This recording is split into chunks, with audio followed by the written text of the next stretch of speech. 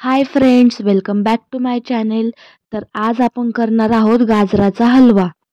कढई गरम झाली की त्यामध्ये एक मोठा चमचा तूप टाकून घेऊया.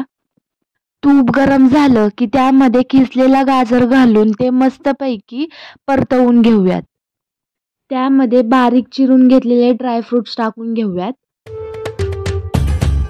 एक मोठा ग्लास साखर आणि एक मोठा ग्लास दूध टाकून हे सर्व मिक्स करून घेऊयात. यामध्ये आपण 4 मोठे चमचे साई टाकून घेऊयात. साई टाकल्यामुळे गाजराचा हलवा एकदम मऊ होतो.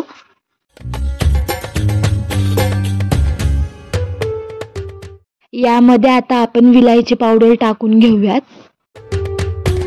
सर्व मिक्स करून झालं की त्यावरती 10 ते 15 मिनिटे वाफ आणण्यासाठी झाकण ठेवून घेऊयात. 10 ते 15 मिनिटानंतर गाजराचा हलवा मस्तपैकी शिजवून तयार झालेला आहे. तर तुम्हाला ही रेसिपी कशी वाटली हे कमेंट बॉक्समध्ये नक्की सांगा आणि व्हिडिओला लाईक, शेअर, सबस्क्राईब नक्की करा. Thanks for watching.